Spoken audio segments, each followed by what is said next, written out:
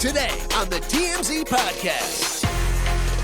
Welcome to the TMZ Podcast. Derek and Eric here. How you doing? I'm doing well. We actually, a little insight into the office environment. We've got our breakfast out there that Eric hasn't gotten a plate of, but I've already gotten a towering mound of eggs. You have not eaten it yet. Yours is getting cold, and I know people are going to go eat it while we're in here, so that's right. No food for you. The bacon is hard to come by, so we'll try to keep this economical today. But big news, Eric. Brittney Griner. Yes. WNBA superstar has been freed from Russia. This is unexpected and delightful news for Brittney. She has been held there since, I believe, February. Is that right? I think so. And I mean, we're talking nearly a year in Russia. And she's recently been transferred to a Russian prison camp, which you know that the conditions there are probably just frightening. Not great. Yeah, not great. Downright frightening. She was, seen as and, sort of objectively a political prisoner because she was in an airport. She was detained for having a personal amount of hash oil in her belongings. That she also said was medically she needed. She said it was medical. Doesn't fly in Russia, but they have very strict drug laws. However, she was sentenced to, I think, 10 years? Not 9 years. 9 years for that. In prison for a tiny bit of personal hash. We obviously have different views on drugs than Russia. Maybe they are stricter. Well, most of the time, not always. That's right. There's some people doing a lot of time for very minor things, but that's a whole separate issue. But behind the scenes, what's been going on are intense negotiations between basically the State Department and President Biden's administration and Russia, because the overlay of this is the conflict between Russia and Ukraine, which obviously we are on the side of Ukraine. So there's a value to keeping Brittney Griner if you're Russia, because you want to put pressure on the United States to back off in Ukraine. This has been so transparent the whole time, I think. So transparent. Brittney Griner was in the wrong place at the wrong time. And you said since February, which is right when Russia invaded Ukraine. This was all... The timing was impeccably bad. So this was just to negotiate with the U.S., and what they wanted on the surface was this guy, Victor Bout, a one-for-one prisoner exchange. This An arms dealer, known as the Merchant of Death. So we didn't know if this was going to happen or not. This has now happened. Biden has, I don't know if it's called their bluff, or we'll see how this plays out, or agreed to their terms. But so obviously overjoyed, and the person who has been keeping this in the news is Brittney Griner's wife. She has been relentlessly on the circuit to make sure people didn't forget about Brittney Griner, right. And here's her sort of responding to the great news. BG's not here to say this, but I will gladly speak on her behalf and say that BG and I will remain committed to the work of getting every American home, including Paul, whose family is in our hearts today. As we celebrate BG being home, we do understand that there are still people out here who are enduring what I endured the last 9 months of missing tremendously their loved ones. So thank you, everybody, for your support. And today it's just a happy day for me and my family. So I'm going to smile right now. Thank you. So we got to talk about the Paul that we she do. referenced This there. is phenomenal. And, Yes. and I give Sherelle credit. That's Brittney Griner's wife, speaking about how happy she is because she, when your loved one is over there, you're singularly focused on bringing that person back.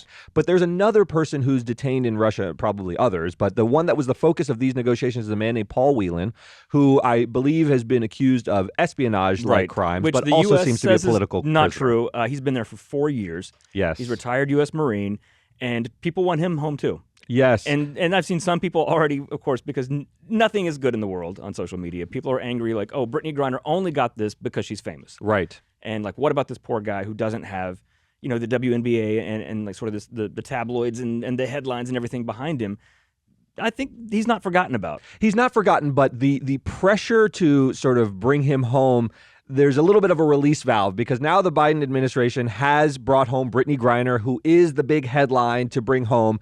They were hoping they could put them in a combination, right? Merchant of Death is a very serious person who they traded, and they were, it sounds like, hoping to say, we'll give you the Merchant of Death, who's a big deal. He's an arms trader. He's a real bad guy in our view. But we'll give you him if you give us both of these political prisoners who we don't think did enough wrong to be held in Russian prisons. But then Russia will say, well, she's a drug trafficker and he's a That's spy. right. Which their media will spin this entirely. They'll say it was trumped up charges against the arms deal, so forth and so forth. What's interesting here is the happiest day for Brittney Griner is the worst day right now for Paul Whelan because his name is now a back page news story. Unfortunately, he's been there a very long time. 4 years probably feels like 40 years in Russia. Imagine. And now it just feels like, Biden has his good news, and will there be efforts? Now, everyone is saying the right things. We'll steadfastly, move ahead until we get Paul home. They have to stick to that. They do have to stick to that, but it feels different. They've used the big chess piece they have, which is the Merchant of Death now. Remember, that's done. So this is a 1-for-1 basic prisoner swap. I don't know that they have a plan B quite yet. Now, if they do, they're not going to tell us. They won't tell us. You're right. This can be a good thing and a bad thing. You're right. One, this sort of takes the spotlight off of it, so it's easier for him to become forgotten. It would be better if he could have piggybacked on Brittney. But also now that she is taken care of and they've gotten her home, they can focus on getting him, if that's something the administration will focus on, and they should. And also, we don't have the Merchant of Death guy to trade, but Putin's not in a great spot right now. No, and is apparently in failing health as well. Yeah, and Ukraine's not going the way he thought it would. Russia's not doing well right now, so he might not have any cards to play himself there. That's right, and that can cut one of two ways. He's in. The reports are that he's in failing health. Maybe had a fall at home, pooped his pants. People are sort of making fun of him in some ways, although that's ugly stuff.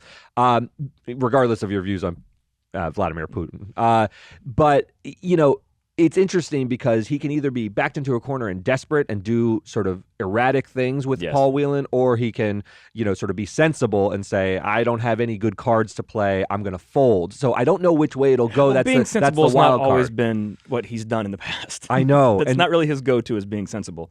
It's a really precarious position, and it makes me very sad. I hope that Brittney Griner comes back and is a tireless advocate for keeping the name Paul Whelan in the news. She should be, because she understands what he's gone through, but not even as much. Like you said, she's been there since February. He's been there for 4 years. Yes. So she should be an advocate for him.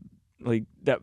I mean, it's not. I guess it's not her responsibility, but it's not. But she certainly understands his position better than anyone in the United States who's never sort of experienced what it's like to be in a Russian prison camp. And especially if her getting to come home makes it more difficult for him because he'll be forgotten. Yes. Then it is kind of a little bit on her to keep his name out there. Yeah, I want to be clear. Just in interviews to be like, hey, also let's get Paul home. Exactly, I agree. I want to be clear. I don't think Brittney Griner should have any guilt about this. No, this all happened I'm not behind the that. scenes. She's very elated, I'm sure, to be coming home, and rightfully so. I mean, it's not self-interested or selfish of Brittney Griner to be ecstatic about coming home just because Paul Whelan could have been part of the deal. She's not responsible for him, but I'm just saying I hope, once she gets home and gets kind of adjusted back to her life, that if it seems like he is being forgotten, she just reminds people, hey, by the way, let's not forget he's there. Let's get him home. And I want to point out one other element of this, just because I'd be remiss to not say, Brittney Griner is a huge star, but she's also a black woman, and there was a thought that maybe there wasn't enough attention paid to this issue because although she's an NBA superstar, she's a black woman. She's not Michael Jordan. If it had been LeBron, it would be a different situation. There was a lot of that talk. There's a lot involved in that, but this made me proud, sort of look, America does care and sometimes comes through, and this was very, very complicated. These negotiations aren't simple. You don't come to the table and say, here's the Merchant of Death, give us Brittney Griner, and it happens in a day. They were trying to wheel and deal, figure out the cost and benefit of sending someone like the Merchant of Death back to Russia. I'm glad they came to this deal. I'm sad for Paul Whelan, but it's a triumph. This is a very proud day for America to be able to pull this off in the middle of a big global conflict, or at least a very European conflict between Russia and Ukraine. So this is tremendous, and I didn't see it coming. I honestly thought when she was sentenced and it kind of faded from the news a bit that she would just stay there in that Russian prison camp. I didn't feel like enough was going on, but I was wrong. Yeah, and for people saying well, she did commit a crime though. Yeah, obviously, in America, our view of having hash oil, especially in California, it's not even a crime here. Right. But whether it's illegal there or not, clearly the 9-year sentence for it was a politically motivated. It was unjust. It was unjust. Yes. And so there's been some justice now. Yeah, absolutely. And look, one more thing. This didn't happen. So we just had an election cycle, and this news came after. If you're a real cynic, you would think maybe they had this in the books and they could have had a good piece of news right before the election to sort of counter the red wave that they thought was coming, or maybe do it closer to the 2024 cycle. They didn't. They just did it when they could, and that's the way this should be done. It shouldn't be sort of a political calculus in the way that I often think these things are. This is a great news for Biden, but it's not at a particularly opportune time for him. It's always good to get good news as a president, but it doesn't seem so calculated. It seems like they got the deal done when they got it done, and they brought her home, and that's I don't know. That was encouraging to me. Yes. Let's move on to a piece of very sad news. Tell us about what's going on with Celine Dion. Celine Dion has announced that she's got a neurological disorder. It's called stiff person syndrome. It's when the muscles in your body just start spasming, and eventually you sort of, they say it's like turning into a human statue. Like it becomes difficult to move and to speak. And horrifying. It sounds like you become sort of a prisoner in your body, and exceptionally rare, right? Yeah, it says 1 in a million people will get this. It's literally a 1 in a million thing. This is what Celine herself had to say about it. Recently, have been diagnosed with a very rare neurological disorder called stiff person syndrome, which affects something like 1 in a million people. While we're still learning about this rare condition. So also what's amazing about Celine Dion is that she had some shows scheduled for 2023. Obviously, those have been canceled. But shows that she had scheduled for spring, she's postponed to 2024. So she is going to continue singing. There's ways to manage the condition that I'm reading. Like you can sort of, there's no cure, but you can slow its progress and manage it. So maybe the thinking is, the diagnosis is somewhat new, I assume, and they'll get her on sort of a therapy regimen of some sort or some sort of drug cocktail that will lessen the symptoms enough that she does believe she can perform. I mean, she's in her 50s. Like, she's not that old. And of the singers, everyone talks about singers lose their belting voice. It happened to Whitney Houston. Mariah can't hit those high notes the way she There's used to. videos circulating now from a performance of Mariah Carey of her holiday classic, All I Want. Yeah. And have you ever heard this performance where it's like really sort of hard to listen to and doesn't sound like the Mariah of old? I wouldn't say that has ever impacted Celine Dion in the same way. She can absolutely blow. Her Vegas show, it was never given the reviews that Britney Spears was given. Oh, she's lip syncing and she's being carted around stage. It was, wow, what a tour de force, what a voice. She can still just crank those songs out like that. And I hope this disease, I mean, I think it attacks your muscles and there's some vocal cord eventually, issues as well. It says eventually you might lose the ability to speak, which is devastating to think that she couldn't sing anymore. Not just for us, but for her, because she loves to sing. She always talks about it as her gift, like that's her joy in life. And so I was reading some of the things that can trigger the spasms. It says sudden movement, cold temperature, or unexpected loud noises. Yes. Which you'd think as a performer. Well, you can control the temperatures inside. Exactly. And it's not, it says unexpected loud noises, I guess being like startled. Yeah. So if you're doing a show, it's loud. Oh, she knows when those applauses are coming. And she knows her big all runs. The cues, like that show is so choreographed and rehearsed. So I hope it can be managed. I mean, it sounds like it's detracting from her quality of life. And, she's very heartfelt. She's always been very open and transparent with her fans. She does things like this from time to time where she talks about her life. Renee Angelil, her husband, passed away, not so suddenly, but was in failing health. And everyone she's had some hard moments in her life. Very, very hard moments. Led a fascinating sort of life, is obviously an icon. Everyone, if you don't follow her career, which is gigantic, you at least know her from Titanic. You know that song. You know that song if nothing else. But and she had so many hits. She's likable. I don't know what to say. Yeah, there's a quality. She is a diva, but she's a very, very likable diva. And she's just, you root for her. Like, I mean, you would for anybody. This is a horrible disease. I can't even imagine going through this. So you want anybody to be able to manage it as successfully as possible. Yeah. But Celine, it's like, oh, not Celine. Like, yes. I don't know. It feels like a kick in the teeth. I mean, we've had such good news with Brittney Griner, and then for this to be the other half of the day was a real downer for me because I wouldn't say I fire up Celine Dion all the time, but I do on occasion. Sure. And she's one it's of all those coming artists. back to me now. Like, that song's a banger. Come on now. That song, it is 9 minutes, it feels like. And I never want the single version. I want that full 9-minute version. It's got that good meatloaf vibe that you're looking for. She had like real range within like the belting type songs. It wasn't all, she had up-tempo belting. The Power of Love. Like, but, and I hate saying this because I'm not even trying to be funny or make a joke, but, like, With My Heart Will Go On, it kind of, that song seems to sum her up now. Like, when postponing instead of canceling shows, she will go on. Like, that's what she does. Yes. And you just want to see her do it. I do. And you see this, like, she's in that stage of her career where she's just a treasure. She's a treasure. She is. And there's nothing to prove. There's like, nothing to prove. Her legacy is cemented. Like, nothing will change that.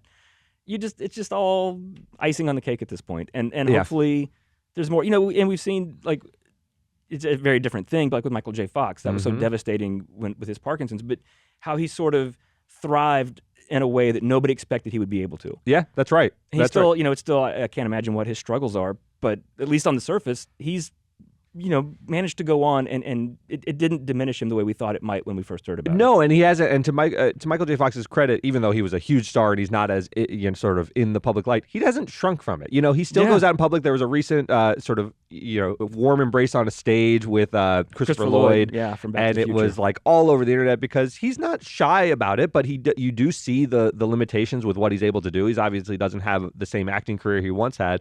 And I think Celine is sort of conditioning people to know, look, I'm going to probably have to slow down. Things will so change. in 2024, you're going to want to get those tickets because if you haven't seen Celine Dion or you're not familiar with her, I think that Vegas show was one of the most, of the modern era, one of the most popular Vegas shows absolutely. for a reason because, you had Elvis who bust open the doors in the earlier days in the 70s, but she really defined the Vegas show. The for modern, a while. what everybody's kind of doing now is She's because why she Adele did made it. it cool again. Yeah, and because she's got the songs, she's Yeah. still got the voice, she's got the presence on stage. She's not a dancer, she's not Brittney like that, No.